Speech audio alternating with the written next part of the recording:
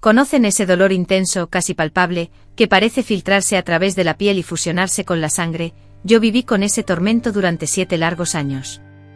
Un dolor que nacía en la espalda, ascendía por la columna vertebral y se instalaba en mi garganta cada vez que escuchaba el ruido del cerrojo girando en la puerta a las 6 de la tarde. Y junto con el sonido de la llave se apoderaba de mí el miedo, un miedo que incluso ahora, a mis 71 años, me despierta sudando en medio de la noche. Buenos días a todos los que me ven. Me llamo María de los Dolores Hernández, pero aquí en San Cristóbal, Chiapas, me conocen como Doña María de los Dulces. Hago cocadas, jamoncillos y alegrías, que todos dicen son las mejores de la región. He tenido mi pequeño puesto en la Plaza de la Constitución por más de 40 años.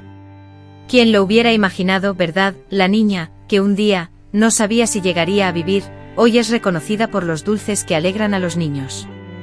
Antes de continuar mi relato, me encantaría saber desde dónde me estás viendo. Dime en los comentarios de qué ciudad eres y si puedes, deja tu me gusta y suscríbete al canal, porque cada suscripción me da más ánimo para seguir contando lo que mucha gente prefiere ocultar. Nací en 1954 en una pequeña casa color terracota al final de la calle de los Arcos, en la zona más humilde de San Cristóbal, una ciudad pequeña donde todos se conocían, o al menos creían conocerse.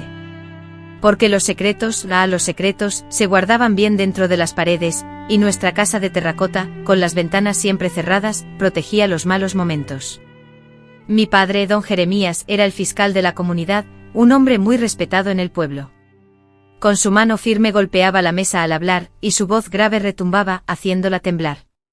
Cada domingo yo iba a la iglesia y lo veía sentado en la primera fila, cantando los himnos con más fuerza que nadie. Era el primero en llegar a las reuniones vecinales y el último en abandonar la cantina. Un hombre de palabra, decían de él. El padre de la familia, era su imagen. Mi madre, doña Cleofás, era maestra de primaria, siempre con el cabello recogido en un apretado moño, vestida con faldas que le llegaban por debajo de la rodilla y las uñas impecables. Tenía una mirada severa que a través de sus gafas, hacía que cualquier alumno travieso regresara a su lugar. En casa era silenciosa y sumisa, como la sombra de mi padre, una sombra que crecía o disminuía según su estado de ánimo. Éramos solo 3 en la casa, en un hogar de terracota. Mi madre había tenido otros hijos, pero ninguno sobrevivió. Yo fui la única persona que sobrevivió. Milagros de Dios, dijo ella. A veces pienso que el verdadero milagro habría sido no sobrevivir, me habría ahorrado mucho dolor. La casa era sencilla pero limpia. Recuerdo el olor a cera en el suelo, el brillo de los pocos muebles, los chales tejidos a crochet que mi madre cubría en cada superficie. Tenía un patio con algunos árboles de mango, un árbol de guayaba y un lavadero, donde jugaba a las escondidas cuando era niña. La casa de terracota, mi cielo y mi infierno particulares. Hasta los 7 años mi vida fue normal. Iba a la escuela, jugaba con los vecinos, ayudaba a mi madre con pequeñas tareas. Mi padre era estricto y recibía algunos azotes cuando no obedecía, pero nada inusual para la época. Así es como se criaban los niños, basándose en azotes, cinturones, varas de membrillo. Nadie cuestionaba nada. Pero cuando cumplí 8 años todo cambió. Recuerdo exactamente ese día. Era mi cumpleaños. Me regalaron un vestido azul con lunares blancos y una muñeca de trapo, que mi madre había hecho en secreto. Estaba tan feliz que ni siquiera noté la mirada de mi padre durante la cena. Una mirada que aprendí a reconocer después. La mirada de quien planea. Esa noche mi madre fue a la vigilia en la iglesia. Era costumbre. Cada primer viernes del mes había vigilia, y ella nunca faltaba. Me quedé sola con mi padre, algo que ya había sucedido otras veces. Normalmente él nos enviaba a la cama temprano y se quedaba en la sala escuchando la radio. Pero ese día fue diferente. Ven aquí, María, me llamó desde la cocina. Ven a ayudar a tu padre. Fui con la muñeca nueva bajo el brazo. Él estaba apoyado en la pila de leña, mirando al horno. Mira esta pila, niña, está sucia. Tu madre no la lavó bien. Miré la pila de leña. Para mí la casa parecía limpia, pero contradecir a mi padre no era una opción. Llamaré a mamá cuando regrese, dije en voz baja. No, tú lo harás. Lava los platos ahora. Intenté explicar que era muy pequeña, que no alcanzaba bien, que el agua fría del grifo me dolía los dedos en ese suave invierno chiapaneco, pero no hubo compasión. Me subí a un taburete y comencé a lavar la poca vajilla que había, haciendo lo mejor que podía, pero como cualquier niña de 8 años, hacía cosas de niña. Derramé agua, dejé jabón en los platos, no sabía que estaba bien. Fue entonces cuando empezó todo. ¿Entiendes por qué tu madre nunca más quiso que te quedaras con otros niños, porque vio que no sirves para nada? Esas palabras dolieron más que cualquier golpe. Bajé la cabeza. Seguí intentando limpiar. Las lágrimas empañaron mi visión. Ni para esto sirves. Una inútil. ¿Sabe usted lo que le pasa a una niña inútil? Se merece un castigo. Él tomó la escoba, estaba en la esquina de la cocina, una escoba de palma con un mango de madera. Pensé que me iba a golpear en las piernas, como había hecho antes, pero no. Quítate la ropa. Me quedé petrificada. No. Comprendía perfectamente por qué una niña de 8 años se quitaría la ropa en la cocina. ¿Qué pasa? ¿Estás sorda? Desnúdate ahora. El miedo me paralizó. Apreté su muñeca con más fuerza. Papá, hace frío. Quítate la ropa. El grito fue tan fuerte que solté la muñeca que cayó al suelo. Con las manos temblorosas me quité mi vestido nuevo.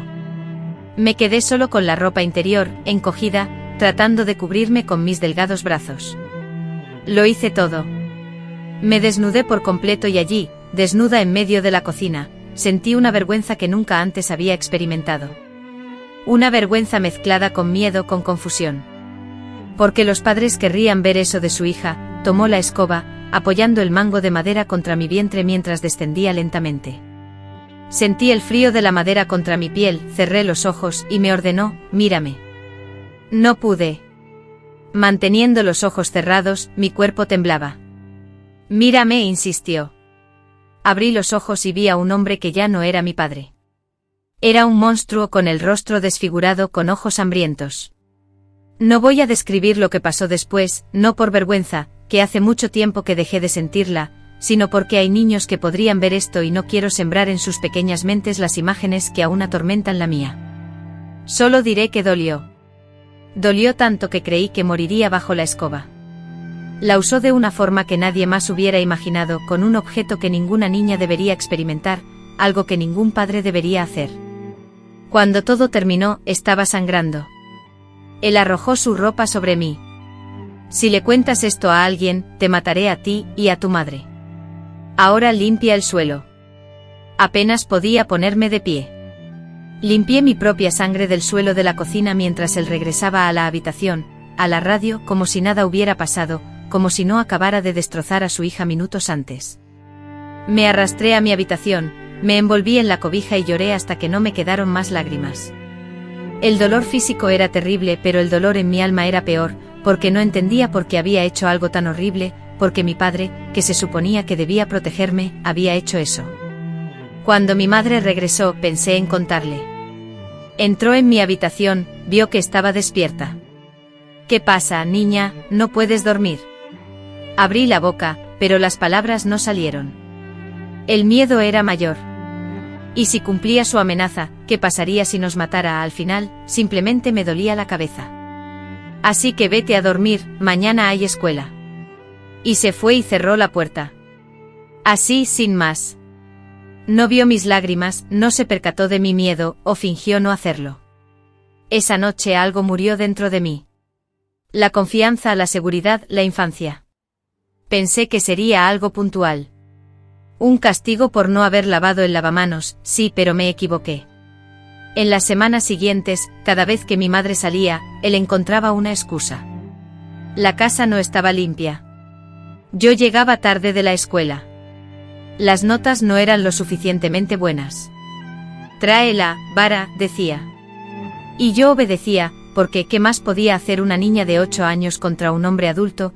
Lo peor llegó cuando descubrí que mi madre lo sabía, o al menos eso sospechaba.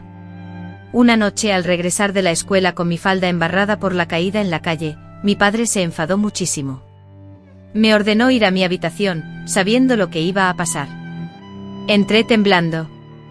Él me siguió con la escoba, pero esta vez noté que la puerta no estaba completamente cerrada. A través de la rendija, mientras me encogía de dolor en la cama, vi a mi madre de pie en el pasillo observando. Nuestras miradas se encontraron, llenas de horror. Ella vio mi sufrimiento, mi súplica silenciosa. ¿Y saben qué hizo? Nada. Absolutamente nada. Cerró la puerta lentamente y se marchó. Fue entonces cuando comprendí la verdadera traición. No era solo él, ella también, la persona que debía protegerme, defenderme, luchar por mí contra el mundo entero, me había abandonado.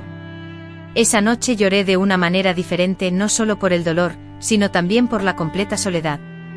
Estaba sola en el mundo, sola contra ambos. Los abusos continuaron durante meses, años, haciéndose cada vez más frecuentes e incrementando su violencia.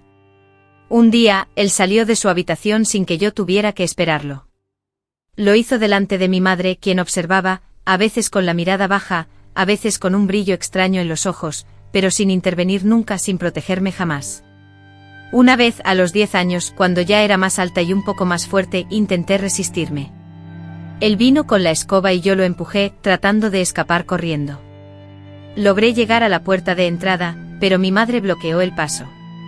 ¿A dónde crees que vas, María?, me preguntó. Déjame salir, mamá, por favor, le supliqué. Vuelve allí. Y me empujó de vuelta hacia él, como si fuera un juguete prestado que debía ser devuelto.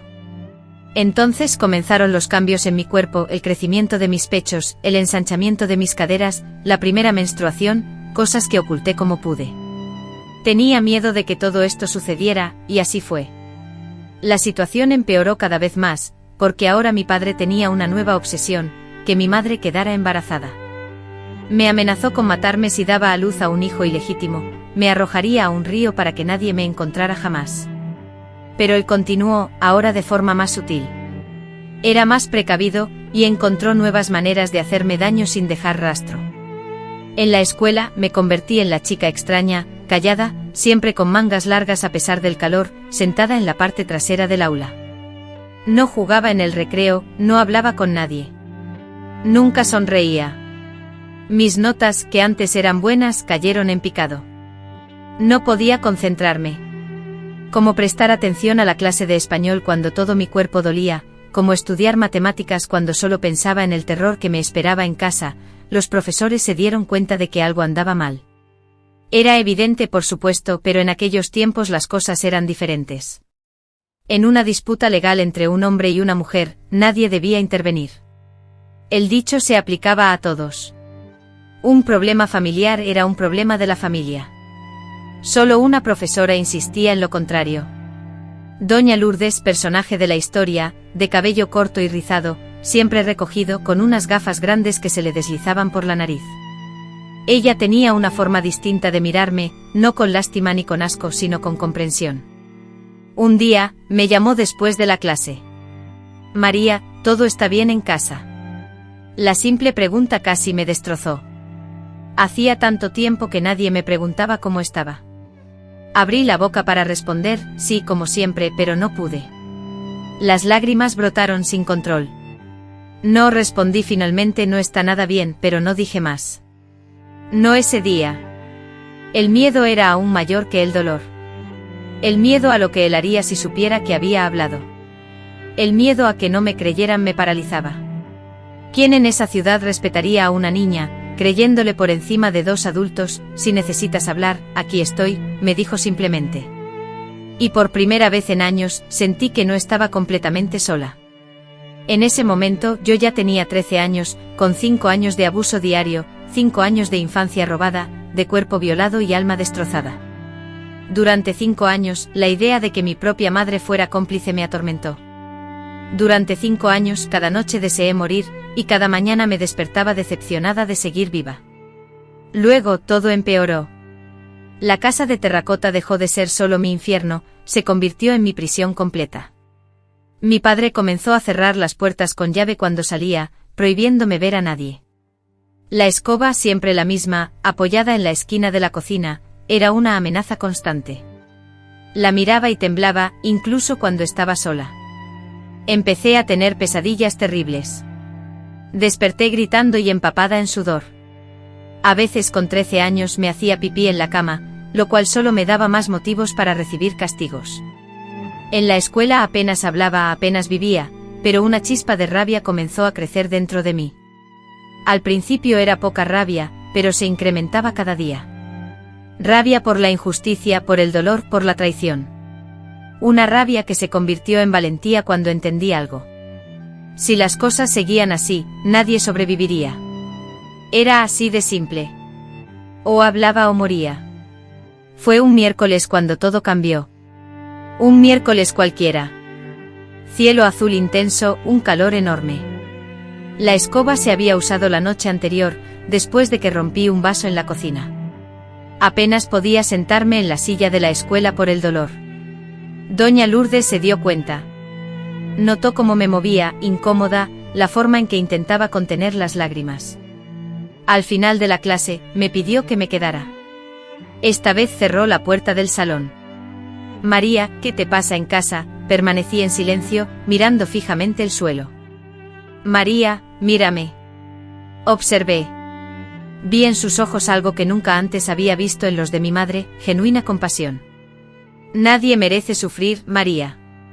Nadie, y menos una niña pequeña. Si alguien te hace daño, puedes contármelo, te ayudaré. Y así, después de 5 años de silencio, hablé. Las palabras salieron como una inundación, incontroladas, sucias, destructivas. Lo conté todo. La escoba, la sangre, el dolor, la madre que observaba, siempre temerosa, las amenazas, todo. Ella escuchó sin interrumpir, sin juzgar.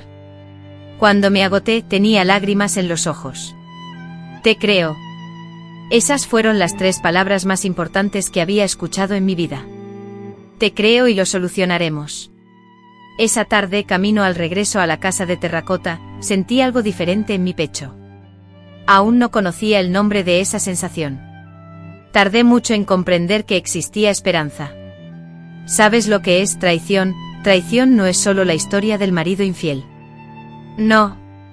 Traición es cuando alguien que se supone que te protege te da la espalda, cuando más lo necesitas. Es peor que cualquier bofetada, es una herida de puñalada que nunca sana. Eso fue lo que viví con mi propia madre, Cleopas, una mujer que enseñó el alfabeto a cientos de niños de San Cristóbal, pero que no pudo enseñarle a su esposo que su hija no era un objeto. Una mujer que rezaba el rosario todos los días, pero que cerraba los ojos ante el pecado que ocurría bajo su propio techo. Al principio pensé que ella no lo sabía, que no se daba cuenta. ¿Cómo podía una madre ver a su hija de 8 años cojear durante años por el dolor y no preguntar nada? ¿Cómo podía ver las sábanas manchadas de sangre y pretender que era normal? Inventé 1000 excusas para ella en mi cabeza. Quizás no me di cuenta, quizás no entendía, o tal vez sentía miedo. Pero esa noche, cuando nuestras miradas se cruzaron en la puerta, mientras mi padre usaba la escoba, todas las excusas se desvanecieron. Ella lo sabía, siempre lo supo. En ese entonces acababa de cumplir 10 años. Ya habían pasado casi 2 años desde que empecé a llevar un diario de abuso. Mi cuerpo de niña ya mostraba marcas, no solo las moradas que se borraban, sino las invisibles, que nunca se fueron. El camino para minimizarme, el pánico al alzar la voz, esconderme bajo la cama, y sobre todo, el miedo a las escobas, a cerrar las puertas al sonido de los cinturones. Fue más o menos en ese momento cuando mi madre comenzó a involucrarse más activamente. No en el abuso en sí mismo, sino en la preparación, la logística y lo que venía después, como si fuera parte de la rutina diaria, como lavar los platos o barrer el suelo. Mi padre fue el artífice. Con la misma voz con la que me mandaba a hacer la tarea, me decía: María, ve a bañarte, tu padre viene, de manera casual, como si fuera algo normal, como si todas las casas de la calle tuvieran la misma asquerosa rutina. Obedecí. ¿Qué más podía hacer? No tenía a dónde escapar, a dónde correr. La casa era pequeña, las ventanas cerradas, la puerta con cerrojo. Y aun si lograra salir, ¿a dónde iría? Estábamos aisladas. No tenía familia cercana, ni amigos en quienes confiar, solo tenía la escuela. Y allí, ya era la chica rara, con quien nadie quería estar cerca. Una tarde salí de la escuela un poco tarde.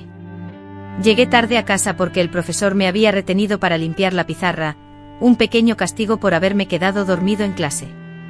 Al entrar, mi madre estaba en el salón, tejiendo como si nada hubiera pasado, pero sentí en el ambiente una fuerte tensión, presagio de una inminente bronca. «Tu padre te espera en el dormitorio», me dijo. Me quedé plantado en medio de la habitación, con la mochila resbalándome de los hombros y la angustia apretándome el estómago.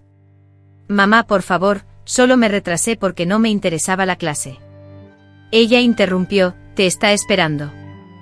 Ve rápido, antes de que empeore». Empeorar, como si hubiera una versión suave de ese infierno. «Mamá, te lo suplico», la voz se me quebró de nuevo. «¿Por qué lo permites? ¿Por qué no me ayudas?». Finalmente levantó la vista de su tejido, pero no vi amor en sus ojos, sino irritación. «¿Ayudarte? ¿Crees que te mereces ayuda? Si fueras una buena hija y obedecieras, no tendría que corregirte». Sí, así lo dijo, como si fuera un ajuste, una corrección de rumbo, como si fuera normal usar un palo de escoba para educar a una niña. «Pero mamá, esto no es normal. Esto duele. Papá no debería hacerlo». No terminé de hablar. La bofetada llegó rápida, furiosa. Ella nunca había hecho eso antes. Él tenía muchos defectos, pero la violencia física no era uno de ellos, hasta ese día. «Cállate. ¿Crees que es fácil? ¿Crees que es fácil para mí? Él es tu padre, tiene derecho y tú provocas. Con este cuerpo, de esta manera». Me encogí, las lágrimas corrían por mi cara. Ella dijo que era mi culpa, que yo, una niña de 10 años, había provocado lo que merecía, lo que era normal. «Y ahora vete y no lo hagas esperar más». Fue la primera vez que alzó la mano contra mí. No fue la última. En ese lugar, su complicidad se hizo más evidente. Él preparó el terreno. Antes me envió a bañarme. Se aseguró de que todo fuera presentable para mi padre. Después hice la cama. Lavé las sábanas manchadas. Él curó las heridas más visibles para que nadie se diera cuenta en la escuela. Era como tener 2 monstruos en casa, no solo uno. Aún recuerdo muy bien cuando me enfermé una vez. Fiebre alta, dolores en el cuerpo, probablemente una gripe fuerte de las que dejan a todos exhaustos. Pensé que ese día, al menos, tendría paz. Mi madre me preparó té y me puso un paño húmedo en la frente. Por un momento sentí esa ternura que toda niña merece. Casi cerré los ojos aliviada. Fue entonces cuando mi padre entró en la habitación. Sentí la forma en que la cama se hundía con su peso. Abrí los ojos, implorando en silencio a mi madre y rezando para que al menos esa vez me protegiera. ¿Sabes qué hizo? Se fue, cerró la puerta tras de sí y me dejó allí, ardiendo en fiebre, demasiado débil para luchar. Esa noche vino el curandero, a pesar de mi enfermedad. En realidad, fue peor porque dijo que necesitaba sacar la enfermedad de mí, la única forma de que fuera para mi bien. Al terminar, mi fiebre había empeorado. Tiritaba, estaba en delirio. Escuché a mi madre discutir con él al otro lado de la puerta. «Jeremías, vas a matar a la niña. Y luego, ¿cómo se lo explicaremos a la gente?». No era preocupación por mí, sino miedo al escándalo, a lo que dirían los vecinos. Para ellos, yo ni siquiera era una persona, solo una potencial vergüenza pública. Estuve una semana en cama. La escuela envió un mensaje preguntando por mi ausencia. Mi madre respondió con una cuidadosa caligrafía: «María tiene una gripe severa». Pronto llegaría el envío de vuelta, firmado y sellado, como si fuera un documento oficial. Cuando regresé ella estaba más delgada, pálida y silenciosa, si eso fuera posible. La maestra Lourdes me miró de forma diferente. Sentí que ella percibía que algo no estaba bien, pero aún no tenía el coraje para hablar. Aún no. Cuando tenía 11 años, intenté escapar por primera vez. Reuní algunas cosas en una bolsa de compras, un cambio de ropa, un cepillo de dientes viejo, una muñeca de trapo que había tenido desde niña. Esperé a que se durmieran y traté de abrir la ventana de mi habitación. Fui descubierta. Intenté la puerta principal cerrada, con la llave puesta por el cuarto de ellos. Intenté cocinar, lo mismo. Toda la casa era una prisión. No es de extrañar que nunca sospecharan nada. Nadie podía entrar. Yo no podía salir, perfecto para lo que estaba sucediendo allí dentro. Lloré silenciosamente sentada en el suelo de la cocina. La miserable bolsa yacía sobre mi regazo sin salida posible, nunca la abrí. Fue entonces al ver la escoba tirada en el suelo, en su rincón habitual, el instrumento de mi tormento, su arma contra mí. Sentí un odio jamás experimentado, un odio ardiente que me consumía por dentro. Tomé la escoba pensando en romperla, arrojarla al patio, esconderla, para tener una noche de paz. Pero en el instante en que la toqué oí pasos. ¿Qué estás haciendo? Mi padre apareció en la puerta de la cocina, en pijama, con el pelo revuelto y los ojos inyectados en sangre, acababa de despertarse a beber agua. Y me encontró allí, con la escoba en la mano. Lo que sucedió después fue lo peor hasta ese momento. No fue solo la escoba, fue el cinturón, fueron los golpes, fue el tormento. Me golpeó hasta que perdí el conocimiento. Me desperté una mañana en el suelo de la cocina, tan lastimada que ni siquiera podía abrir los ojos. Mi madre me encontró allí, me miró y suspiró. ¿Ves lo que haces? ¿Ves lo que provocas? La culpa, siempre la culpa, como si yo, una niña, fuera responsable de su enfermedad, como si yo hubiera elegido esto. Ese día no fui a la escuela, y no regresé hasta que los moretones fueron menos visibles. Inventaron que me había caído por las escaleras de la casa, escaleras que no existían. Nuestra casa era un chalet de una sola planta, pero nadie cuestionó nada. Su complicidad se hacía más evidente con el tiempo. No era solo omisión, era participación activa. Comenzó a inventar situaciones y pretextos. Se quejaba a mi padre de que no había barrido bien el patio, o que respondía mal, o que tardaba mucho en hacer los deberes. Jeremías, María necesita corrección. Era el código entre ellos. Corrección, repulsivo. Comencé a percibir que a ella no le gustaba lo que estaba sucediendo, al menos quiero creer eso, no, sino el poder que eso le daba. Me veo castigado por cosas que ni siquiera eran malas. Me veía sufrir mientras ella observaba. Superior, correcto, limpio. Una tarde salí de la escuela y ella era diferente, excitada, arreglada. Tenía el hermoso vestido que normalmente solo usaba para ir a la iglesia. Hoy vamos a casa de la tía Margarita, anunció. Tu padre va a trabajar hasta tarde. Cenaremos allí los dos. La tía Margarita ni siquiera era una tía de verdad. Era una amiga suya que vivía en el otro lado de la ciudad. Rara vez íbamos allí. No entendí el cambio repentino, pero sentí un poco de esperanza. Una noche lejos de casa, una noche sin él, una noche de paz. Me preparé rápidamente, me peiné el cabello e incluso intenté sonreír. La idea de salir de aquellas paredes, aunque solo fuera por unas horas, era como un vaso de agua en el desierto. Estábamos a punto de irnos cuando mi padre llegó antes de lo habitual. Nos vio a ambas listas para salir. ¿A dónde creen que van?, preguntó. A casa de Margarita, respondió mi madre con la voz ya sumisa. Solo a cenar. Volveremos temprano. He cambiado de opinión. Las necesito a ambas aquí. Y eso fue todo. Ella ni siquiera lo cuestionó. Se quitó el chal, la chaqueta. Regresó a la cocina para preparar la cena, como si nada importara, como si la promesa de una noche de alivio para su hija no significara nada. Esa noche lloré en mi almohada hasta quedarme dormida. No lloraba por el abuso, pues este era algo que ocurría casi todas las noches. Lloraba por la traición, por la facilidad con la que ella dejó de protegerme, por la certeza de que entre él y yo, siempre me elegiría a él. A los 12 años, ya había perdido toda esperanza. Vivía como un autómata, iba a la escuela, regresaba a casa, me golpeaban, sufría abusos, dormía, despertaba y repetía todo como un zombi. Los profesores notaron que algo andaba mal, por supuesto. Mis notas, que ya no eran buenas, se volvieron terribles. Apenas hablaba, apenas comía, parecía un fantasma caminando por los pasillos. Recuerdo que el profesor de educación física llamó a mi madre a la escuela. Me había negado a cambiarme para la clase, no quería que nadie viera los moretones en mis piernas. El profesor, extrañado, insistió. Terminé llorando en un rincón del gimnasio. Dame Cleofas. María se comporta de manera muy extraña. No participa en las actividades, parece desorientada, no presta atención. Hoy tuve un momento de crisis en clase. Ha pasado algo, espié desde la puerta y escuché la conversación en la sala de profesores. Vi a mi madre como siempre impecable, moño perfecto, uñas limpias, rostro de santidad. María siempre ha sido una niña difícil, problemática para los profesores. Desde pequeña ha dado problemas, es mentirosa, inventa cosas. Parece torpe, pero los moretones aparecen solos, se tropieza, se golpea. No entiendo de dónde saca esta torpeza. Ni yo ni tu padre somos así.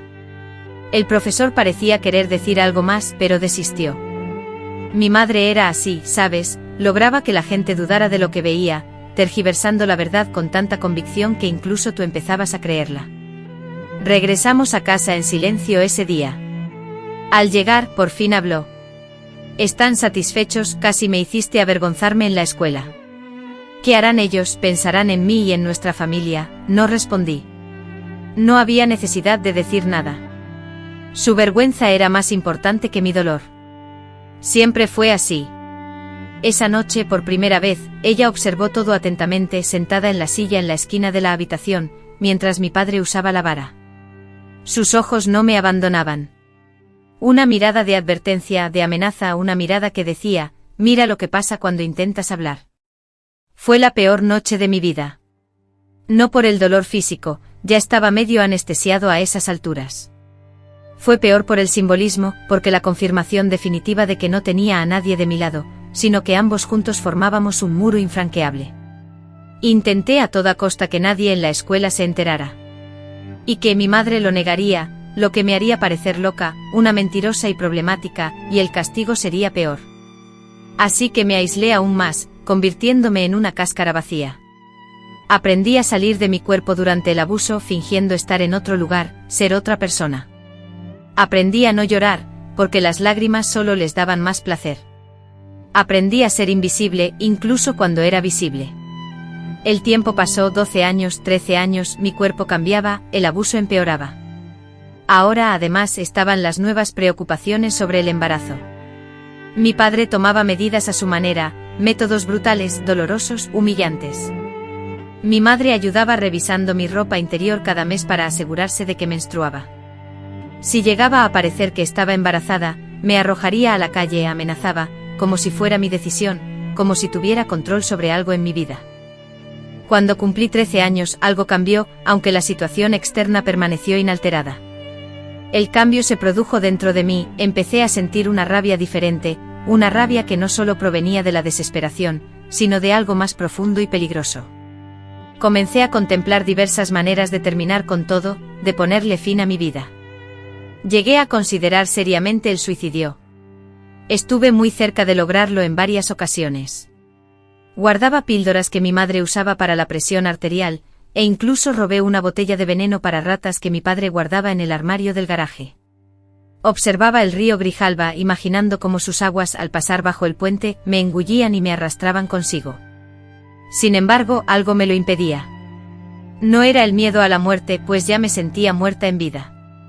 Era otra cosa, una obstinación, una pequeña pero firme certeza de que yo no merecía ese final, sino que eran ellos, los que me rodeaban, quienes merecían pagar por lo que estaba sintiendo, no yo. Cuando tenía 13 años y después de haber recibido algunos cumplidos, finalmente comprendí un detalle crucial de mi encarcelamiento. Mi madre, en lugar de ser una víctima, era una carcelera, una cómplice. No ayudó a mi padre, a pesar de que me amaba. Lo hizo porque me odiaba. Tal vez porque yo era la prueba viviente de los problemas en su matrimonio. Tal vez porque yo era la razón por la que no podía salir de casa y empezar una nueva vida. Quizás porque en el fondo simplemente no tenía en ella lo que se llama amor maternal. Fuera cual fuera la razón, la verdad era que no estaba de mi lado, nunca lo estuvo, ni lo estaría jamás. Sin embargo, esta comprensión, por dolorosa que fuera, resultó liberadora, porque entendí que no podía contar con ella para salir de esa situación, que tenía que buscar otra salida, otra persona, otro camino. Y entonces recordé las palabras de la maestra Lourdes: si necesitas hablar, estoy aquí. Aquí mismo. Sería posible que realmente estuviera allí para mí, sería posible que alguien en algún lugar del mundo estuviera realmente de mi lado, valdría la pena correr el riesgo, no tenía mucho que perder. Si continuaba en esta casa con esos monstruos, no sobreviviría mucho más. Intenté hablar, pero me salía mal, así que desistí de intentarlo. Esa noche, después de otro abuso, acostada en la cama, tomé mi decisión, quería hablar con la maestra Lourdes. Iba a contarle todo sin tapujos, sin eufemismos, la verdad desnuda y cruda. Lo peor que podía pasar era que nadie me creyera. Lo mejor, ni siquiera me atrevía a imaginarlo. La libertad parecía un sueño demasiado lejano. Me dormí con la decisión tomada. Al día siguiente iría hasta el final. Aunque no lo sabía, la maestra Lourdes tenía sus propios demonios y sus propias armas contra ella. ¿Se han dado cuenta de cómo una decisión puede cambiarlo todo, cómo un simple sí o no puede modificar el rumbo de tu vida por completo? Así fue ese miércoles de abril de 1967. Yo, María de los Dolores, con mis 13 años a cuestas y el peso del mundo sobre mi alma, me levanté de la cama, decidida a hacer algo que jamás había hecho, gritar la verdad. Me desperté antes de que el despertador sonara, aunque tampoco es que hubiese dormido mucho. El sueño siempre fue un lujo que no disfrutaba desde hacía años. Pero aquel día sentía una sensación distinta en el cuerpo, una mezcla de miedo y coraje que nunca antes había experimentado. Con cuidado me preparé. Elegí la única falda sin remendar que tenía, la blusa menos descolorida. Peiné mi cabello lentamente, mirándome en el espejo roto del baño. ¿Quién era esa muchacha con los ojos hundidos que me miraba fijamente? Ya no me reconocía a mí misma. María, tardas mucho, la voz de mi madre resonó desde la puerta, siempre vigilando, siempre controlando. Ya voy, respondí automáticamente. Fue entonces cuando noté algo extraño en mi reflejo, una expresión que hacía mucho tiempo no veía. Determinación. Parecía otra persona, más vieja, más fuerte. Parecía alguien capaz de cambiar su propia historia. El desayuno era el mismo para todos, pan viejo, café aguado y un silencio pesado. Mi padre ya había partido a la comunidad. Mi madre preparó sus cosas para ir a la escuela donde enseñaba. Comimos sin hablar, como siempre. Antes de irse me dio las instrucciones de siempre, directo a casa después de la escuela. No hablar con nadie en el camino. Si dudabas, ya sabías lo que te esperaba. Asentí con la cabeza. Bajé la cabeza como siempre hacía, pero por dentro por primera vez pensé, no, hoy no voy a obedecer. Hoy todo va a cambiar. El camino a la escuela nunca me había parecido tan largo. Eran solo 15 minutos a pie, pero ese día cada paso parecía importante, definitivo, como si cada uno me acercara, no solo a la escuela, sino a la libertad. Llegué antes de lo esperado. Normal. Los pasillos estaban aún vacíos, las aulas cerradas. Me senté en un banco de la terraza mientras esperaba, y las manos me sudaban. Y si no me creían, y si se lo contaba a mi madre, y las cosas empeoraban, el miedo era real. Tenía buenas razones para sentirlo, pero la determinación era mayor. Había llegado a un punto en el que la desesperación era tal, que cualquier cambio, incluso a peor, parecía preferible a seguir en ese infierno. Entonces sonó el timbre. Los alumnos comenzaron a llegar, ruidosos, desenfadados, tan diferentes a mí. Yo que había observado a esos niños vivir una vida normal, una vida común y corriente.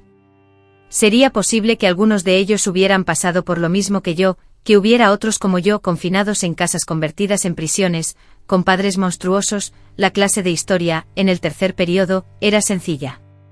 Yo que había soportado las primeras clases en automático, respondiendo cuando me llamaban, copiando lo que estaba escrito en la pizarra, existiendo sin vivir. Entonces finalmente llegó. Doña Lourdes entró al aula, con una pila de libros en los brazos y las gafas a punto de caerse de la nariz. Saludó al grupo con su habitual buen humor. Comenzó a hablar sobre la guerra de Reforma, fechas, batallas, nombres. Yo no escuché una sola palabra. Mi cabeza estaba demasiado ocupada ensayando lo que iba a decir, cómo lo iba a decir, planeando cada palabra de esa conversación que podría cambiarlo todo. Finalizadas las clases, el timbre resonó en el pasillo, anunciando que era el momento de actuar o nunca más. Mientras el bullicio de los recreos se apoderaba de los demás estudiantes, yo permanecí sentada en mi pupitre, inmóvil y expectante, aguardando a que todos se marcharan. Doña Lourdes, por supuesto, lo notó todo. Me observó por encima de las gafas con esa mirada suya que todo lo sabe sin necesidad de preguntar. Cuando el último alumno salió, cerró la puerta, se acercó a mi mesa, arrastró una silla y se sentó frente a mí. ¿Qué pasa, María? ¿Quieres hablar? Abrí la boca, pero no salió ninguna palabra. Años de silencio forzado habían atado mi lengua. Años de amenazas habían sembrado la duda en mi interior. No debes tener miedo, dijo con voz serena. Dime lo que necesites. Puedes contármelo todo. Respiré hondo. Este era el momento. Mi padre me maltrata desde hace años. Las palabras salieron rápidas, casi sin aliento, como si una pausa me impidiera seguir. Esperaba ver alguna reacción en su rostro o incredulidad, asco, cualquier emoción que una persona normal experimentaría al escuchar algo tan horrible. Pero no vi nada de eso. En cambio observé comprensión, como si ya lo supiera, o peor aún, como si ella misma lo hubiera vivido. ¿Cómo lo haces, María? Puedes decirme, es importante. Era la primera vez que alguien me pedía los detalles sin dudar de mí, sin hacerme sentir culpable, sin cuestionar si lo estaba inventando. Y entonces hablé de la escoba, de los años de dolor, de mi madre observando, participando. Hablé de las amenazas, del miedo constante a la cárcel que era mi hogar. Lo conté todo sin filtros, sin trabas. Las palabras brotaron como agua de un dique roto, violentas, incontrolables, destructivas. Cuando terminé estaba jadeando, exhausta, como si acabara de correr un maratón. De alguna manera, había corrido un maratón durante 5 años y finalmente había cruzado la línea de meta. Doña Lourdes guardó silencio por un instante meditando.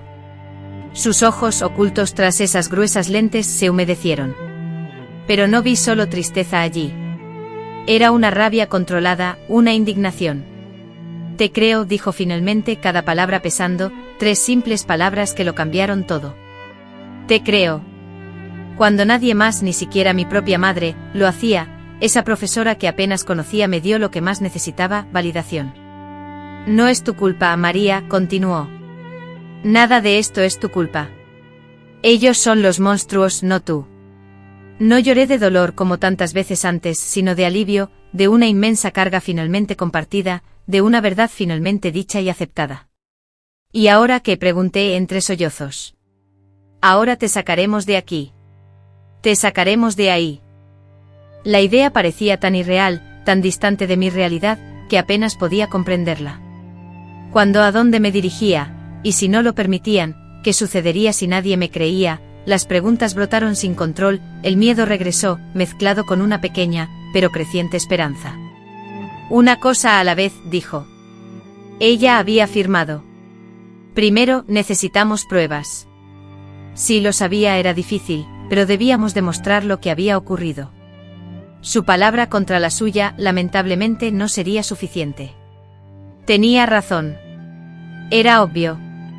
Mi madre era una maestra respetada, mi padre, un funcionario municipal, ciudadanos ejemplares a los ojos de todos. ¿Quién creería a una chica problemática, contra 2 adultos respetables? ¿Qué tipo de pruebas? Las contusiones, debíamos documentarlas, y dudó, como si tomara una decisión difícil. Debo decirte algo, María, algo que solo pocos saben. A pesar de mi temor, esperé con curiosidad. Cuando yo tenía más o menos tu edad, viví algo similar. No fue mi padre sino mi padrastro y también mi madre, que fingía no ver lo que ocurría con su hijo. Abrí los ojos de par en par. Doña Lourdes, la maestra más respetada de la escuela, con su porte impecable, sus clases siempre preparadas, su vida aparentemente perfecta. ¿Cómo saliste adelante tú? ¿Cómo te fue en tus estudios? Ella sonrió con tristeza. No lo logré. No de la manera correcta. Huí.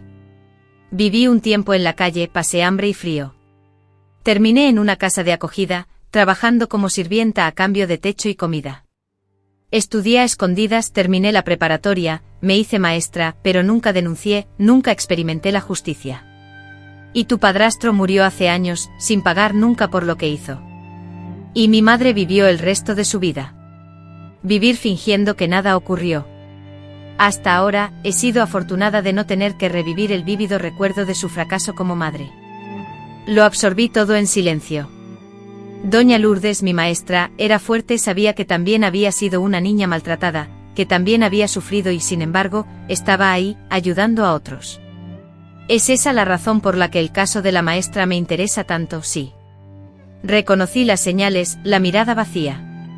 Los moretones siempre explicados, el miedo constante. Me vi reflejada en ti. ¿Y ahora qué hacemos? Ella se ajustó pensativamente las gafas. No voy a dejar que sigas el mismo camino que yo. No te voy a dejar escapar sin rumbo y sin protección. Vamos a hacerlo de manera diferente. Hagámoslo de la manera correcta. La manera correcta. Que existe en casos como el mío. Tengo un amigo abogado. Trabaja con casos de abuso infantil.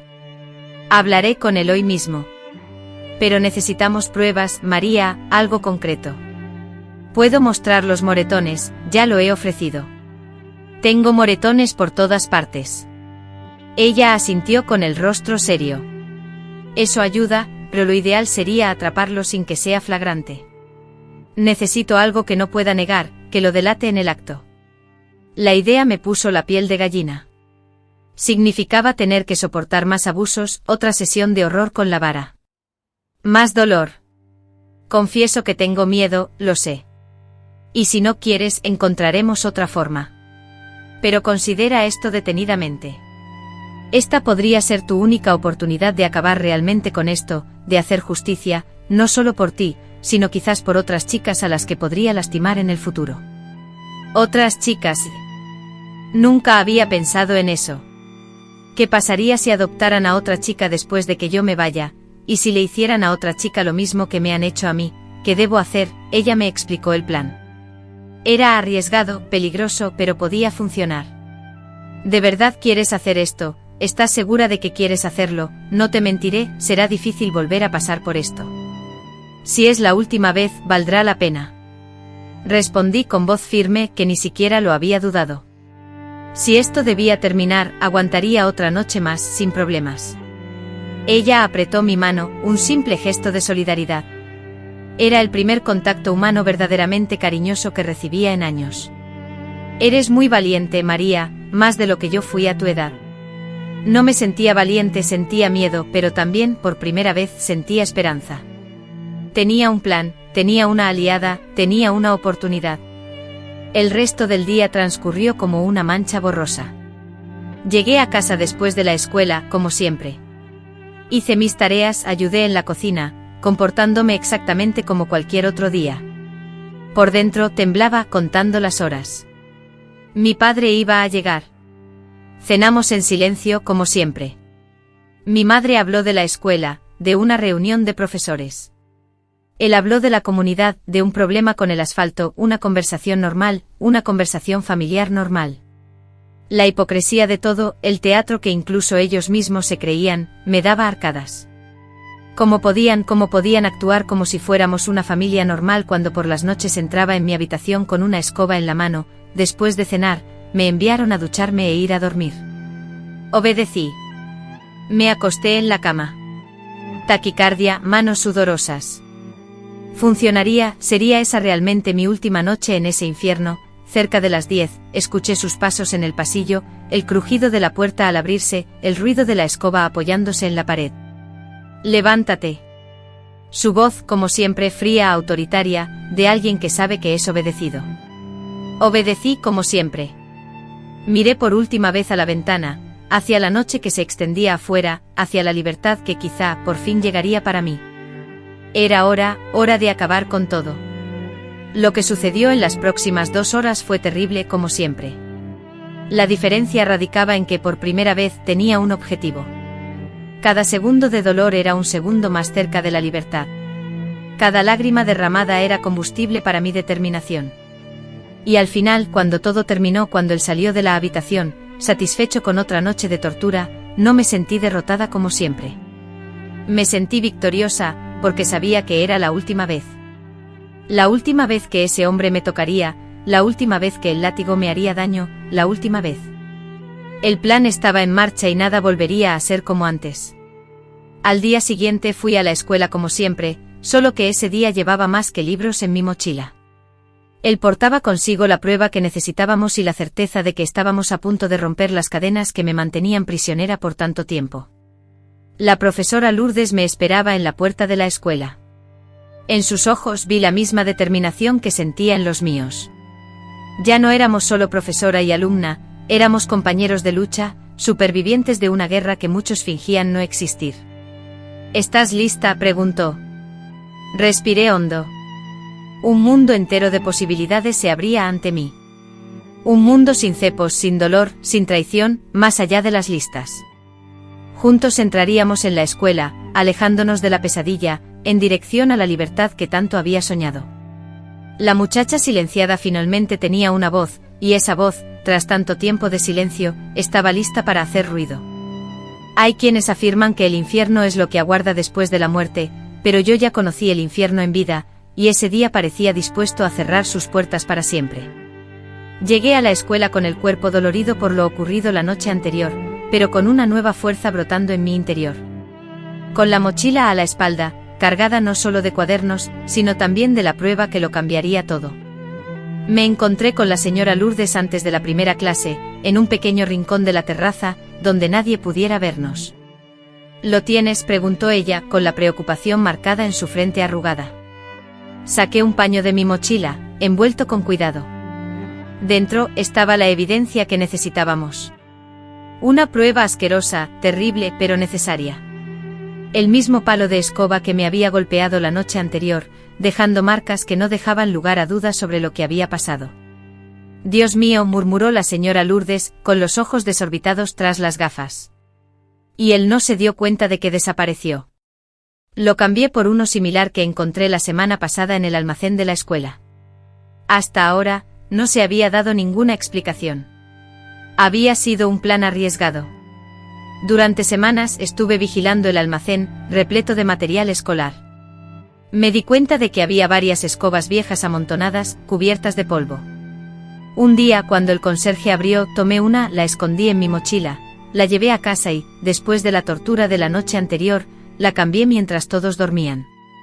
Una operación peligrosa, que podría haber salido muy mal si alguien se despertaba, pero no lo hicieron. Y ahora teníamos una prueba irrefutable de lo que estaba pasando en esa casa de terracota. Tenemos más. Señalé los hematomas frescos, las manchas en el muslo, en la espalda, en lugares que una caída accidental no podría justificar. Tomé fotos secretas con la cámara que la señora Lourdes me había prestado días antes. Fuiste muy valiente, dijo, guardando las pruebas del delito en una carpeta especial. Ahora me toca a mí hacer mi parte. Ya nos pusimos de acuerdo sobre el siguiente paso. Normalmente iría a casa después de clases como si nada hubiera pasado, siguiendo la rutina habitual. Mientras tanto, la señora Lourdes llevaría las pruebas a su amigo abogado, y ellos se encargarían de presentarlas a la policía y al juzgado de menores, según fuera necesario. ¿Cuánto tiempo tardará esto? ¿En qué se va a demorar?, pregunté preocupado. La idea de pasar otra noche en esa casa me daba escalofríos.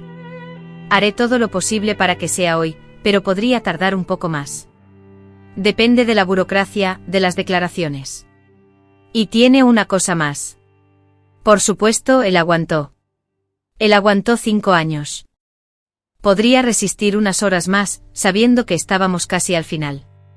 Solo asegúrense de que ella no note ninguna diferencia. Continúen con normalidad. Si sospecha que algo ha cambiado. Él no necesitó terminar la frase. Yo sabía lo que sucedería si ella lo sospechaba. Él tenía la cicatriz del último intento de fuga para recordármelo. Actuaré como si nada cambiara. Prometí hacer todo como siempre.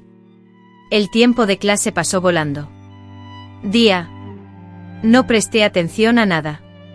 Mis pensamientos estaban demasiado ocupados con lo que estaba por venir, con la posibilidad de una verdadera liberación, con el temor de que algo saliera mal.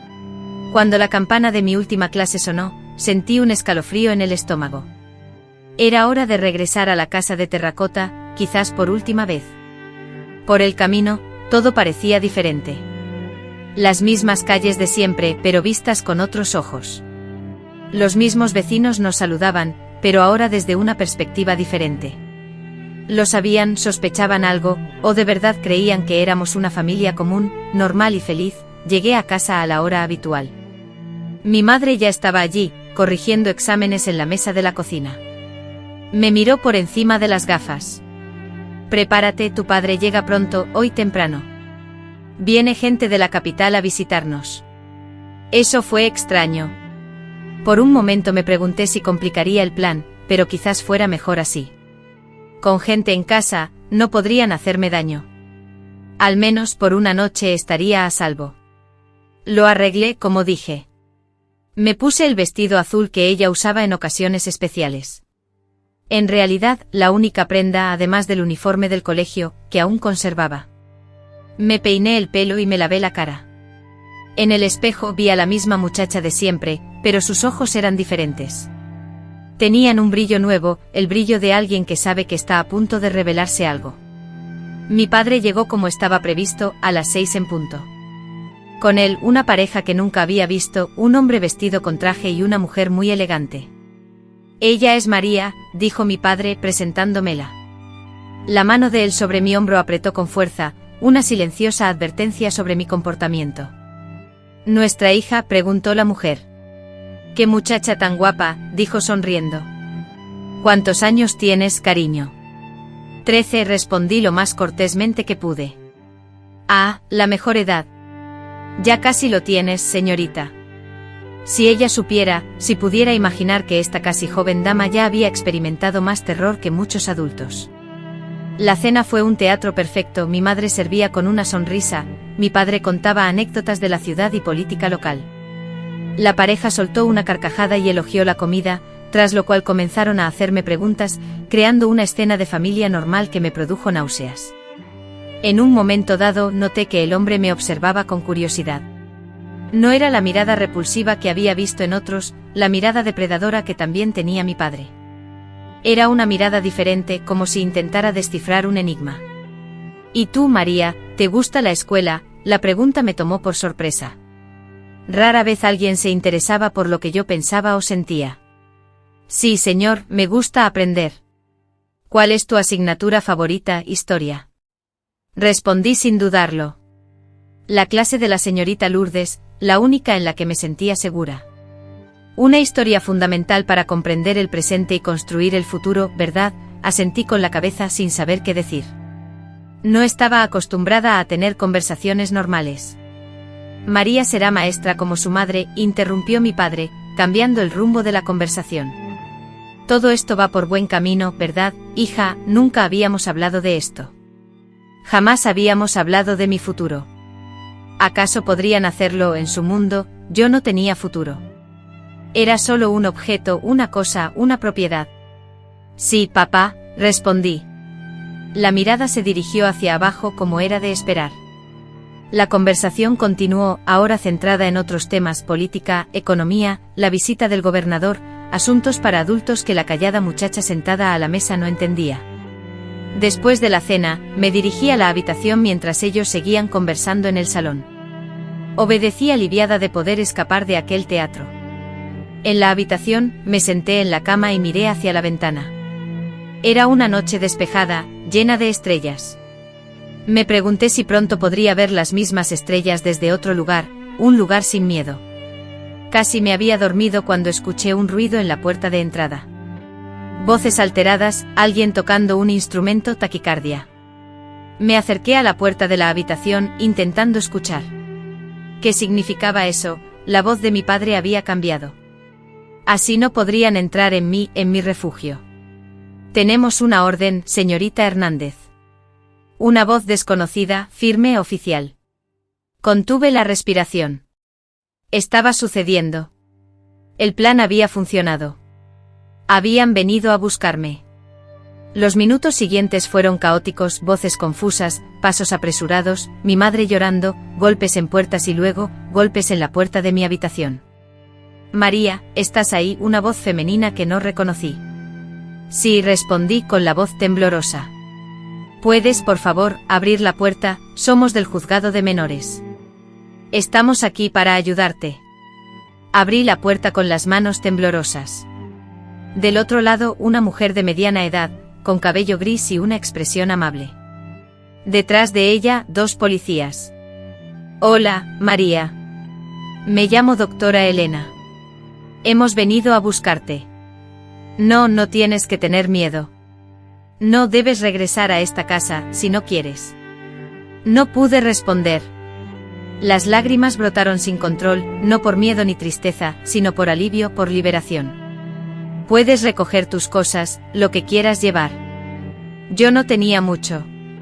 Algunas prendas de ropa, un cuaderno escolar, una muñeca de trapo vieja.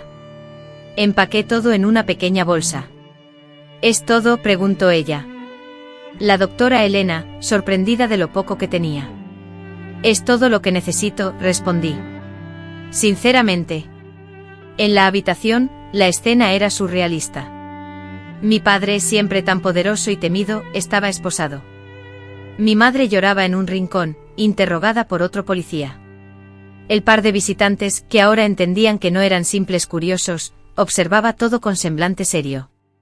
Al verme, mis padres reaccionaron de forma distinta. Mi madre desvió la mirada, incapaz de confrontarme. Mi padre me fulminó con la mirada, el odio desbordante en sus ojos.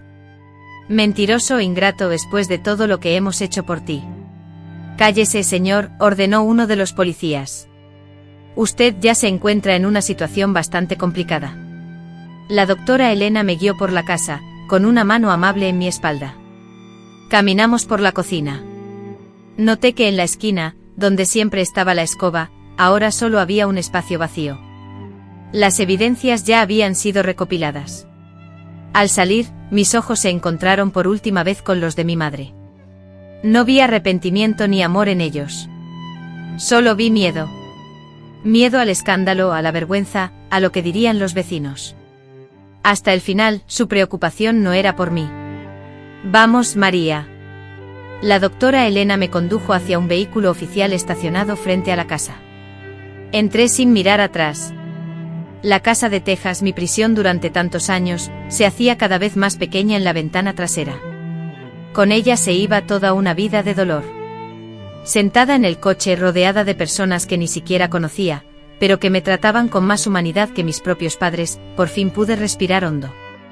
Un suspiro profundo, como si estuviera respirando por primera vez. ¿A dónde vamos?, pregunté al darme cuenta de que la situación era diferente. Sabía lo que pasaría ahora. Al hospital primero, explicó el médico a Elena. Necesitamos examinarla. Luego la llevaremos a un lugar seguro, un refugio temporal, hasta que resolvamos su situación de forma definitiva. Hospital, refugio. Palabras que me asustaban, pero que sonaban como música. Cualquier lugar era mejor que la casa de terracota. ¿Y tus padres? Tu padre será detenido. ¿Tu madre? Bueno, eso depende. Depende de la investigación, también de tu testimonio. Mi testimonio, mis palabras finalmente tendrían peso, serían escuchadas, consideradas, creídas. Profesora, empecé tímidamente. Doña Lourdes, ella me ayudó. Me gustaría verla. Sí, conocemos a la profesora Lourdes. Ya está listo, él nos espera en el hospital. Fue ella quien presentó tu caso, depende de nosotros. Por primera vez en mucho tiempo sonreí. Doña Lourdes había cumplido su promesa. Él me había ayudado de alguna manera en la huida que ella misma no había logrado cuando era joven. El hospital era grande e iluminado, lleno de gente. Me llevaron a una habitación reservada, donde un médico me examinó cuidadosa y respetuosamente. Tomó fotos de los hematomas, lo anotó todo, hizo preguntas difíciles. Cuando terminó, dijo palabras que nunca olvidaré: eres muy fuerte, María, más fuerte que muchos adultos que conozco. No me sentía fuerte, me sentía pequeña, asustada, perdida, pero también, por primera vez en años, me sentí segura. Después del examen, me llevaron a otra sala de estar, y allí estaba ella, la señora Lourdes. El cabello, como siempre, recogido en una coleta, las gafas posadas sobre la punta de la nariz, una sonrisa cansada, pero a la vez satisfecha. «Lo lograste». Corrí hacia ella para abrazarla, algo que nunca antes había hecho. «No, María, lo logramos nosotros.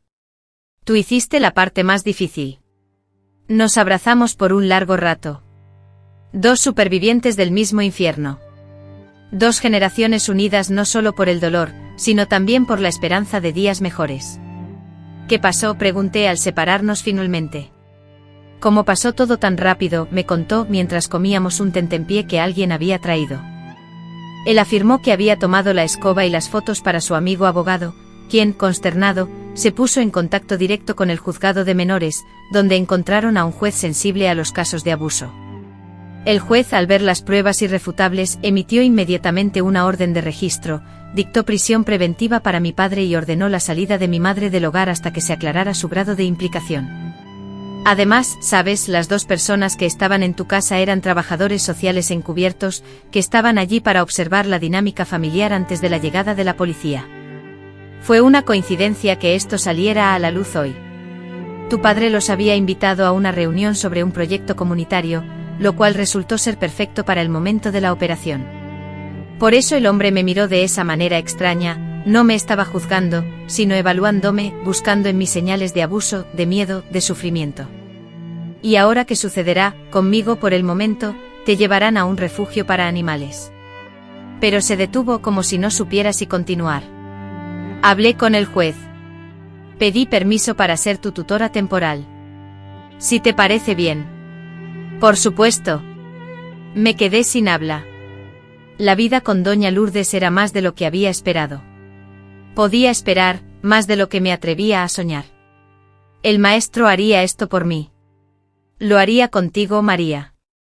No es caridad, es justicia. Para darte la oportunidad que yo no tuve cuando estaba en tu situación. Me mordí los labios para no volver a llorar. Ya no tenía lágrimas. Estaba vacío y al mismo tiempo lleno. Simultáneamente libre de miedo, lleno de posibilidades. Lo quiero mucho. Ella sonrió. Esa sonrisa suave que me había dado esperanza desde el principio. Así que vamos a preguntarle. Al juez. Estoy segura de que lo considerará seriamente. Esa noche dormí en una habitación del albergue. Era sencillo, con varias camas, otras chicas en situaciones parecidas a la mía, pero estaba limpio, era seguro. Y por primera vez en años dormí sin miedo. Me desperté con la luz del sol entrando por la ventana. Por un momento estuve desorientada.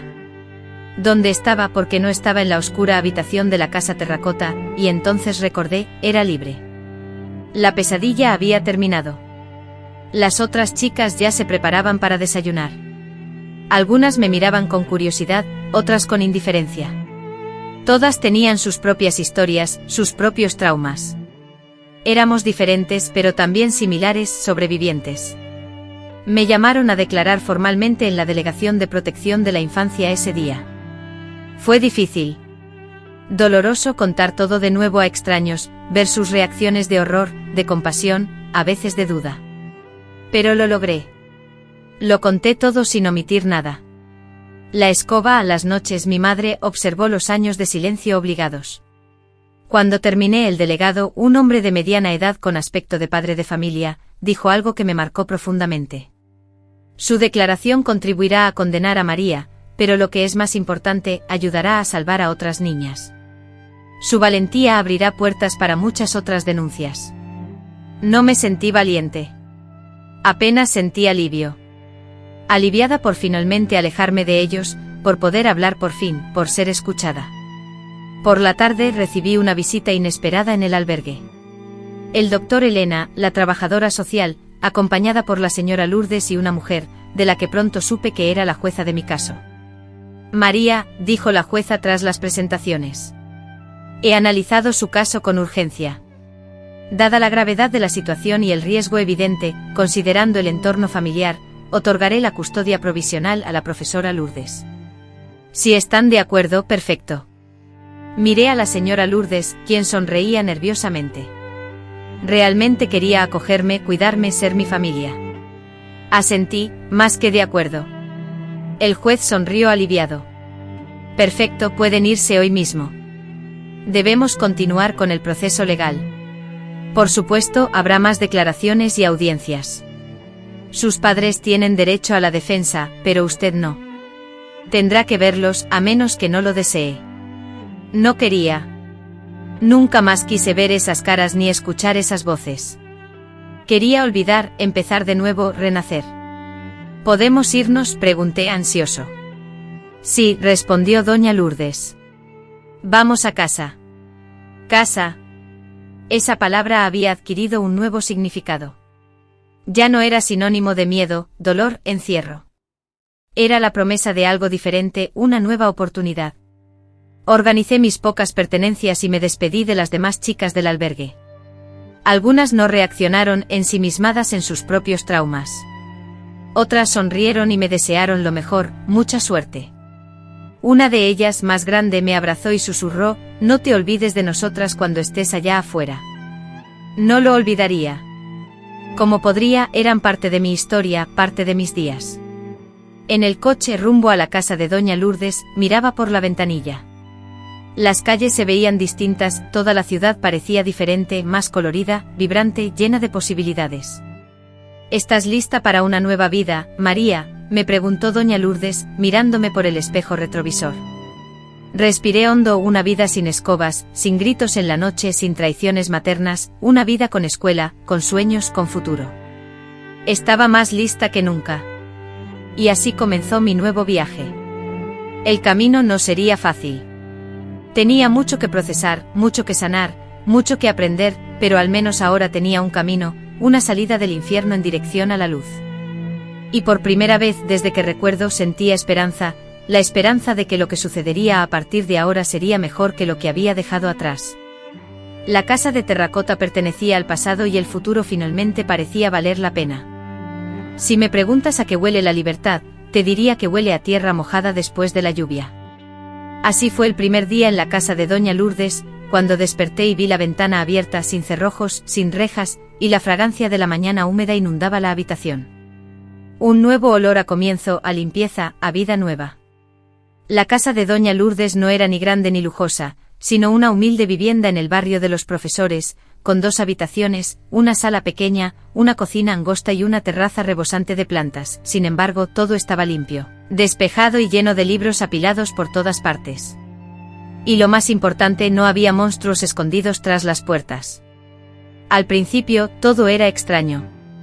Yo no sabía cómo comportarme en una casa normal. Esperaba órdenes, permisos para todo, para ir al baño, beber agua, sentarme. Al segundo día, rompí un vaso accidentalmente durante la comida.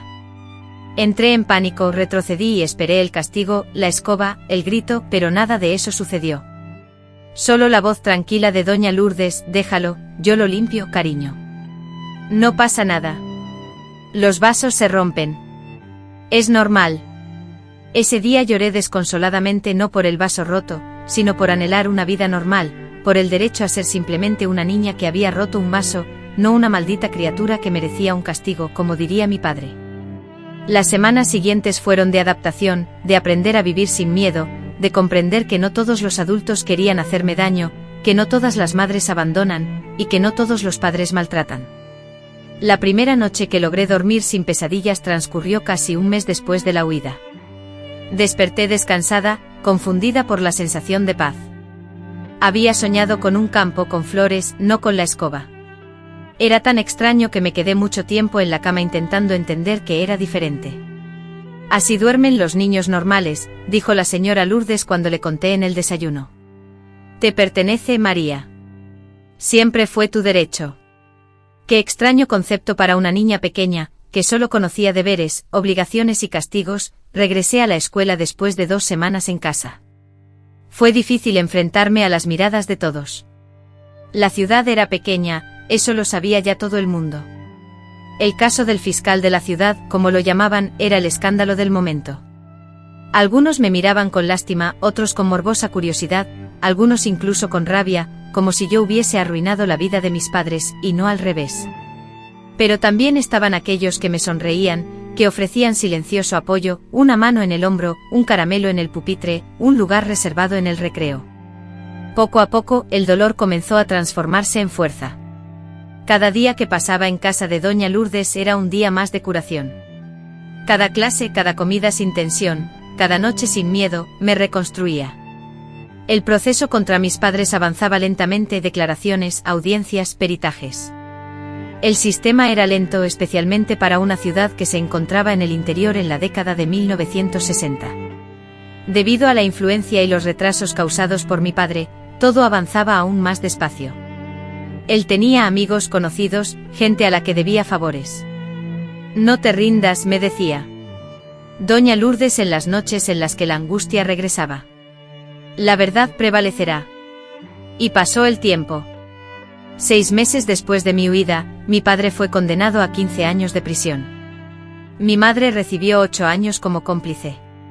Estos fueron los primeros casos de abuso infantil con penas tan severas en la región. Un hito, una victoria. No solo para mí, sino también para otras niñas que vendrían después. El día del juicio supe que otras 3 niñas habían denunciado situaciones similares en sus hogares. Tu ejemplo les ha dado coraje, dijo la doctora Elena cuando vino a visitarnos. Has abierto una puerta que había estado cerrada desde hace mucho tiempo. A los 14 años comencé terapia. Doña Lourdes insistió, a pesar de que en esa época era algo inusual. Las heridas del cuerpo sanan solas, las del alma necesitan ayuda, explicó. Fue la decisión más importante para mi recuperación. En las sesiones con la doctora Marta, psicóloga de Ciudad de México que atendía en San Cristóbal cada 15 días, finalmente pude hablar de todo. De los dolores físicos, de la traición de mi madre, de la culpa que aún sentía, aunque sabía que yo no había hecho nada malo. Tú no provocaste nada de eso, María, repetía en cada sesión. Eras una niña, la responsabilidad era de ellos. Al principio no lo creía. Años de lavado de cerebro son difíciles de limpiar, pero poco a poco la verdad se fue abriendo paso. No era mi culpa, nunca lo fue. Yo era la víctima, no la victimaria. La custodia provisional se hizo definitiva en mi cumpleaños número 15. Doña Lourdes organizó una pequeña fiesta, la primera de mi vida. Hubo un pastel sencillo, algunos compañeros de la escuela y una decoración improvisada. Cantaron las mañanitas y me abrazaron, haciéndome sentir que estaba reconstruyendo una vida normal, o al menos, lo más normal posible después de todo. A partir de ahora eres oficialmente mi hija, dijo mi hija, y doña Lourdes me entregó los documentos de la decisión judicial. Si quieres, por supuesto, añadió, y por supuesto que quería. Era lo único que quería. Esa mujer se había arriesgado por mí, había desafiado un sistema, una ciudad, una mentalidad, aunque fuera demasiado tarde para salvarme por completo. Si eso no era ser una madre, que lo era, el tiempo pasaba, y pronto cumplí 16, luego 17 años. Terminé el bachillerato con buenas notas y animada por doña Lourdes, decidí seguir estudiando. Puedes ser lo que quieras, María. Tienes todo el mundo por delante, me dijo. Todo el mundo.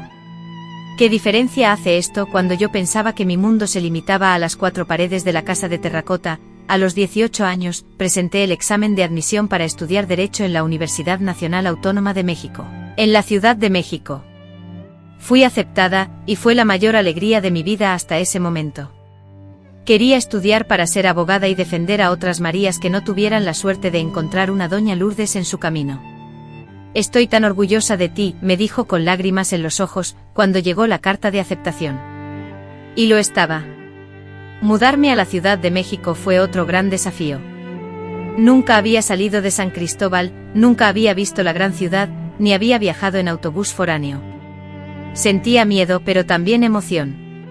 Era un nuevo comienzo, otra oportunidad. Mis pesadillas, que ya habían disminuido bastante, regresaron durante las primeras semanas lejos de casa. Soñé que mi padre había escapado de la cárcel y yo lo había encontrado. Me desperté empapada en sudor, temblando. Llamé a la señora Lourdes desde el teléfono público de la pensión donde vivía. No puede contactarte, María, te lo aseguro. Está en la cárcel. Va a estar allí por muchos años. Tú estás a salvo. Poco a poco, la universidad y la nueva ciudad me mantuvieron ocupada. Nuevos amigos, nuevas experiencias, nuevos dolores también, pero esos dolores normales de la vida adulta. Dolores de crecimiento, no de destrucción. En la universidad conocí a Pablo, alto, delgado, con gafas, estudiante de periodismo. Nos conocimos en una fiesta del centro de estudiantes. Bailamos, hablamos, reímos. Era tan fácil estar con él, tan natural. Cuando intentó besarme la tercera vez que salimos, me quedé petrificada. Todo mi cuerpo recordó otras manos, otros toques, otros momentos. Él notó mi pánico. Retrocedió inmediatamente. Todo está bien, María. Avanzábamos a tu ritmo, con calma. Una semana después, en la casa de terracota sobre la escoba, en plena huida, le conté lo sucedido. No se lo había contado a nadie excepto a las personas involucradas en el proceso y a la terapeuta, pero sentía que podía confiar en él. Escuchó todo sin interrumpirme. Cuando terminé, tenía lágrimas en los ojos. Él simplemente me dijo: eres la persona más fuerte que conozco. Yo no me sentía fuerte, me sentía destrozada, incompleta, luchando constantemente contra fantasmas. Pero quizá él vio en mí algo que yo misma no podía ver. Nuestro noviazgo fue lento, con mucho diálogo y mucha paciencia de su parte.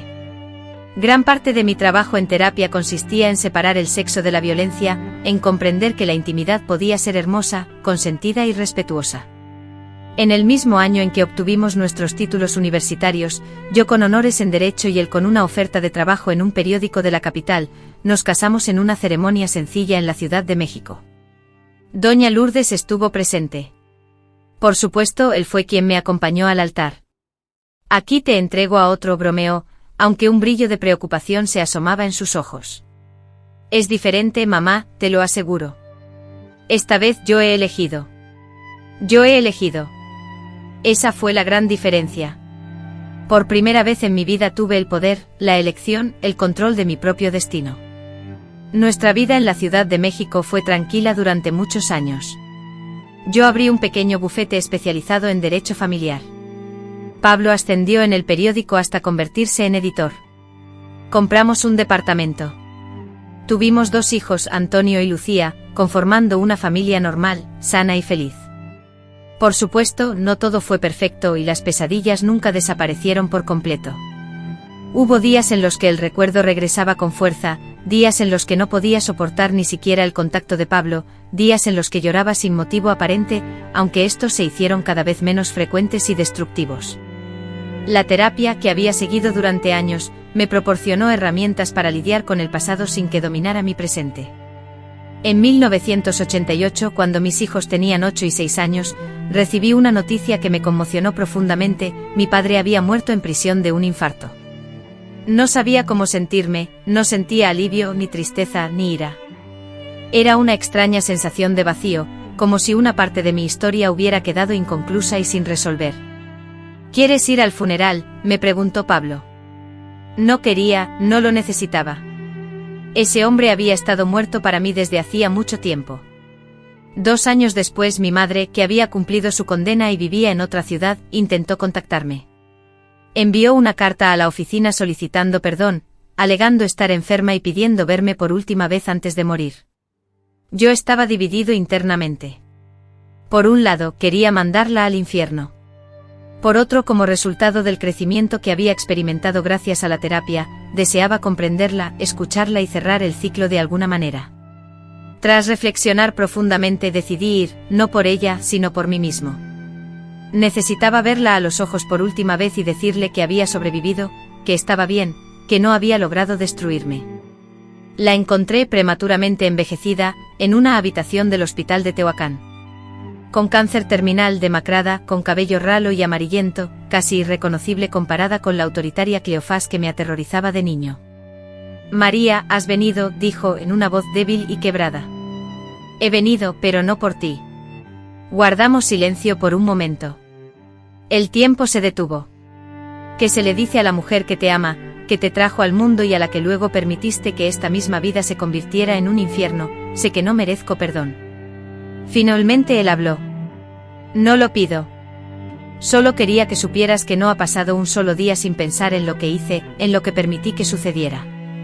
¿Por qué? Esa era la única pregunta importante. ¿Por qué lo permitiste? ¿Por qué no lo protegiste? Ella apartó la mirada. Tenía miedo de él, de perder lo poco que tenía, el trabajo, el hogar, la seguridad. Una pausa. Pero eso es solo una parte de la verdad. La otra parte es que no te amé como una madre debería amar. No. Fuiste planeada, fuiste no deseada y te culpo a ti, no a mí. Estaba mal. Fue terrible. Ahora lo sé. Su honestidad me sorprendió. Sorpresa. Esperaba disculpas vacías, no. Esta cruda confesión. Pensé que sentiría algo al verte, pero no. Había confesado, esperaba satisfacción. Quizás justicia poética, pero no sentí nada.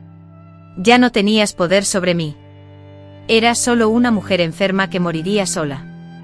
Yo, en cambio, tenía una vida, una familia, una carrera construida y un futuro. Las lágrimas corrían por su rostro arrugado. Era justo. Era más de lo que merecía. Salí de la habitación sin mirar atrás. Murió 2 semanas después. No fui al funeral. No sentí pena, ni ira, ni rencor, solo paz, como si un ciclo se hubiera cerrado. La vida siguió, los hijos crecieron, me convertí en abuela. Doña Lourdes nos dejó en 1995, a los 73 años. Una muerte tranquila, en sueños, sin sufrimiento, sin drama, tal como merecía. Tú fuiste mi salvación. Le dije eso la última vez que nos vimos, hace 2 días, hablando de lo que iba a pasar. No, María, tú fuiste tu propia salvación. Yo solo indiqué el camino. Quizás ella tenía razón. Al final, fue mi valentía para hablar, denunciar y buscar ayuda lo que me salvó. Pero sin ella, sin alguien que creyera en mí, me habría resignado a algo peor. Cuando decidí abandonar la carrera de Derecho a los 60 años, quise hacer algo diferente. Abrí una pequeña tienda de dulces típicos de Chiapas en el centro de San Cristóbal, a donde regresé después de la muerte de Paul. Los dulces son recetas de Doña Lourdes, quien me enseñó todo lo que sé de cocina. Dulces de coco, palanquetas, alegrías. Dulces de mi segunda infancia, la infancia que realmente vale la pena recordar. La tienda se convirtió en un punto de encuentro. Mucha gente viene no solo por los dulces, sino a conversar, a escuchar historias y a compartir las suyas. Y es increíble cuántas de esas historias me conmueven. Comencé a comprender que mi experiencia, lamentablemente, no era tan excepcional. Muchas mujeres de mi generación y las siguientes habían sufrido maltrato de manera similar, y el silencio era una prisión compartida por muchas. A los 67 años, acepté una invitación para dar una charla sobre mi historia en la escuela local. Era la primera vez que hablaba públicamente sobre todo lo sucedido. Estaba nerviosa, asustada, pero también decidida. Si mi historia pudiera ayudar a una sola niña a encontrar el coraje para hablar, habría valido la pena. La conferencia se convirtió en una invitación tras otra. Pronto estaba viajando por todo el estado, dando charlas en escuelas, universidades y grupos de apoyo. Mi historia, que alguna vez fue mi vergüenza, se convirtió en mi plataforma para ayudar a otros. Fundé un grupo de apoyo en San Cristóbal. Voces en el Silencio es un llamado a mujeres de todas las edades y clases sociales, a compartir sus experiencias, sanar juntas y fortalecerse mutuamente. Ahora, con 71 años, he decidido hacerlo. Estos vídeos compartirán mi historia con una audiencia aún mayor, porque incluso después de tantos años, a pesar de los cambios sociales, todavía existen niñas encerradas en casas de barro por todo México. Todavía hay padres monstruosos y madres que cierran los ojos. Todavía hay escobas en las esquinas de las cocinas que aterrorizan a las niñas. Si estás viendo esto y te has sentido identificada con alguna parte de mi historia, quiero que sepas que no estás sola, no es tu culpa y existe una salida. Puede parecer imposible ahora. Puede parecer que nadie te cree, que nadie te ayudará, pero te prometo que existe una persona como la señora Lourdes allá afuera, alguien que creerá, alguien que te tenderá la mano. Las casas de barro deben pertenecer al pasado. En mi pueblo, donde he construido una vida llena de amor verdadero, respeto y dignidad, tú también puedes hacerlo. Si estás viendo esto y conoces a una mujer que muestra signos de abuso como silencio repentino, moretones inexplicables o ansiedad constante, por favor, sé como la señora Lourdes de ella. Pregúntale, créela, ayúdala. Podría ser su única oportunidad. Hoy mi negocio en la plaza aún está abierto. Mis nietos ya me han dado bisnietos.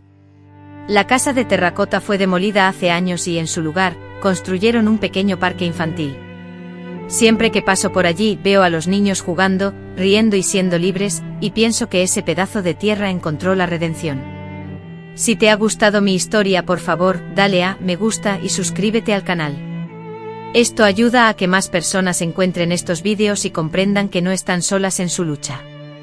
Porque si algo he aprendido en estos 71 años de vida es que el ser humano es increíblemente capaz de reconstruirse, de convertir ruinas en palacios, de transformar casas de terror hechas de barro en hogares llenos de color y amor. Soy María de los Dolores Hernández, una víctima que se convirtió en sobreviviente, una sobreviviente que se transformó en guerrera, una guerrera que ahora es una abuela que cuenta historias. Y mi historia aún no ha terminado. Mientras haya una niña que necesite escuchar que hay esperanza, mientras haya una mujer que necesite saber que el abuso no la define, mi voz seguirá adelante. Porque la libertad huele a tierra mojada después de la lluvia y después de las tormentas más terribles, siempre sale el sol más brillante. Hasta el próximo vídeo. Que Dios los bendiga. M.